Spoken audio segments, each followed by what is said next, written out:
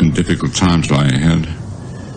Soon, we must all face the choice between what is right and what is easy. So the CDC issued new guidelines today in a 60-page report on how to safely reopen schools and restaurants and mass transit. It also included a warning that some institutions should stay closed for now. For example, it is also calling for sneeze guards on the school buses and in-class lunches rather than in cafeterias. And it also says, after we have all been wiping down our groceries, leaving stuff outside, that in this new report, they found that the virus, quote, does not spread easily from touching surfaces or objects. So what do you think about that? It is interesting because we were told originally there's all these scary stories about how it hangs in the air for 24 hours. And then if it lands on metal, it's there for 48 to 72 hours or on packages. That was really, a bit of the early panic in all of this. Why would that change? Yeah, this is one of the reasons why it would be so valuable to hear from CDC scientists every day. Early on, when a new infectious agent appears, what we don't know far exceeds what we do know. So there's work that's done in laboratories. So work in a laboratory may say, well, we found in the laboratory this survives for a certain number of hours on different types of surfaces, and we can find it in the air. What you then need to do is say, okay, let's look in the community at what are the important ways this is spreading.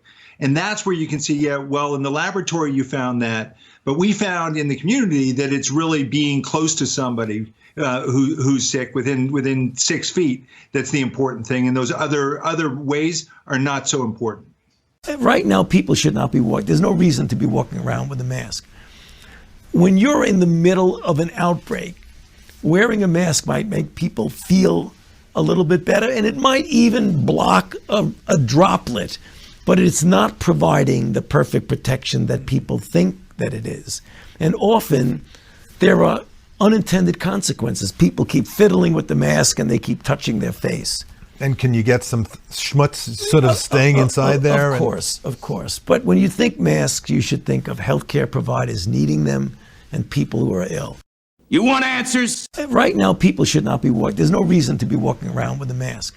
I want the truth! Think masks, you should think of healthcare providers needing them and people who are ill. You can't handle the truth! I had one on before. I wore one in this back area, but I didn't want to give the press the pleasure of seeing it.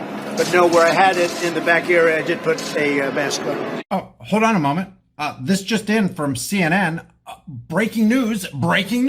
Every time Trump refuses to wear a mask in public. Every time he refuses to wear a mask in public. More and more people refuse to wear a mask in public. More and more people refuse to wear a mask in public. And then the virus spikes. And then the virus spikes. And then people die.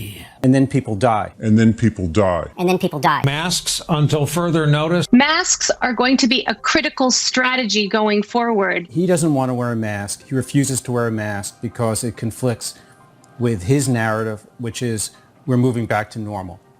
Not to a new normal. We're not going to try and recover. We're going back to normal. And if he's seen wearing a mask, that's not normal. Please, everybody wear a mask. The problem with that is that every time he refuses to wear a mask in public, more and more people refuse to wear a mask in public. And then the virus spikes, and then people die. So I really believe that the president's refusal to wear a mask in public has cost many lives. I think he's responsible for deaths when he doesn't wear a mask. We should all act as if we know we have it every day and let that inform our associations with people on the outside. Please, everybody wear a mask. Right now, people should not be walking. There's no reason to be walking around with a mask. Is Canada not telling the public to wear masks because we're worried about a shortage and we want to make sure that doctors and other frontline people have them? I think there's two separate reasons. I think for sure, absolutely, we want to protect our frontline healthcare workers, and prioritizing supply in that setting is critically important. And we're looking at all sorts of different avenues to procure. For the public, I think the current scientific evidence we are continuing to evaluate. Of course, we can be flexible if we find any new evidence. But I think the scientific evidence is that if you are sick, then put on a mask to prevent those droplets from flying, in any space as you're perhaps going to a clinic or having to move yourself around the community for essential needs. Putting a mask on an asymptomatic person is not beneficial, obviously, if you're not infected. If you're close contact of a case, and under certain circumstances, especially, you'll also be in self-isolation, by the way, if you're close contact of a case. And you also need to move for any essential reason. That's perhaps another situation. What we worry about is actually the potential negative aspects of wearing masks, where people are not protecting their eyes, or other aspects of where the virus could enter your body, and that gives you a full sense of confidence. But also, it increases the touching of your face. If you think about it, if you got a mask around your face, sometimes you can't help it because you're just touching parts of your face. The other thing is the outside of the mask could be contaminated as well. So the key is hand washing, absolutely, for sure. It doesn't matter what you're doing, hand washing is really key. When you're removing a mask, in numerous infectious diseases, even in the hospital setting, we find that it's removing personal protective equipment that can actually lead to infections. So if people try to use these measures, they have to be really, really careful and wash their hands. Absolutely, that's the key. So we're also worried about the negative, potentially negative impacts. Is it wise or is it pointless to wear a face mask? We don't recommend wearing a face mask unless you are coughing or sneezing a lot. And coughing or sneezing, I'm talking about any respiratory infection. And people misunderstand the face mask. They think the face mask is about protecting themselves. It's actually about protecting others if you are producing a lot of respiratory droplets, to put it gently. And so essentially, and one of the risks with the face mask is people struggle to wear them for long. They're very uncomfortable, and they tend to touch them a lot. And if you touch the front of your face mask and it's wet, whatever respiratory bugs you've coughed out onto your face mask will go into your hand, and then you will put it onto other surfaces. So, no, we say yes, there's an appropriate time to wear a face mask, but generally, no, it's not necessary. Think masks, you should think of healthcare providers needing them and people who are ill. In our state, there's no requirements regarding wearing masks, but and we're all in this together, and there's only one battle we're fighting, and that's the battle of the virus. I would really love to see in North Dakota that we could just skip this thing that other parts of the nation are going through, where they're creating a divide, either it's ideological or political or something, around mask versus no mask. Right now, people should not be walking. There's no reason to be walking around with a mask. This is I would say, senseless dividing line, and I would ask people to try to dial up your empathy and your understanding. If someone is wearing a mask, they're not doing it to represent what political party they're in or what candidates they support. They might be doing it because they've got a 5-year-old child who's been going through cancer treatments. They might have vulnerable adults in their life who are currently have COVID and are fighting. But when you think masks, you should think of healthcare providers needing them and people who are ill.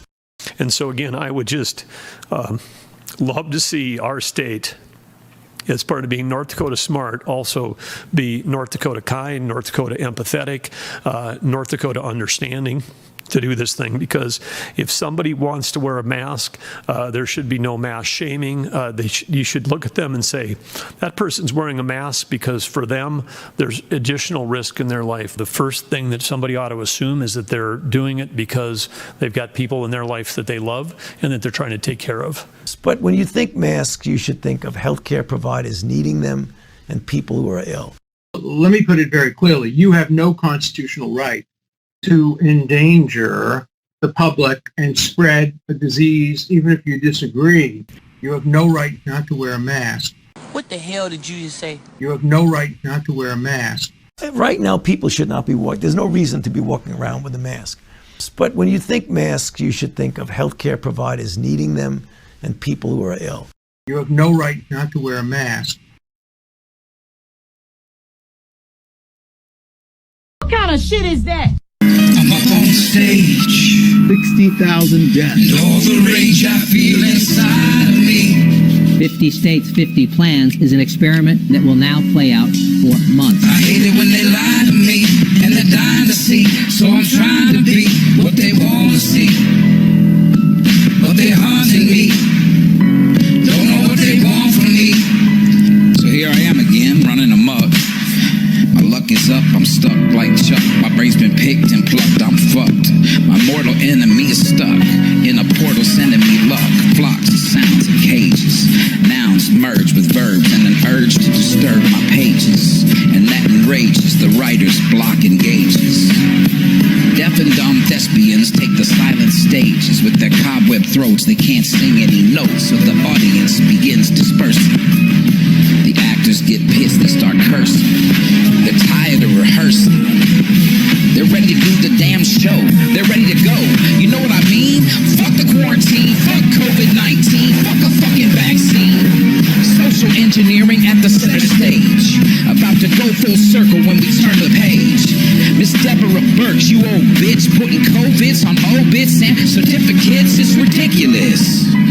We should be enraged and irate at our newfound fate and change the current state of mind controls. As Mr. Gates pulls the levers of power from his ivory tower, he is a Zionist, a mad scientist. With unlimited funds, we need to run or we need to get some more guns. And we need to do that shit while it's possible, cause pretty soon I swear it's not gonna be optional. Are you hearing me? The wealthy be stealthy, ushering in this tyranny. I don't want a mask, give me an Uzi. I want my freedom. I want to be some frog in a stovetop jacuzzi. The temp of the water getting hotter, cannon fodder like lambs to the slaughter. Every American, grab your sons and your daughters. Go outside, get you some vitamin D and some sunshine.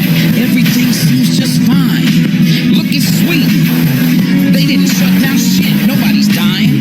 Not any more than any other year. They let that shit go in and go right out the other ear. I wish that we could do it here, but we so full of fear. They might hurt you, you break curfew. They might hurt you if you break curfew.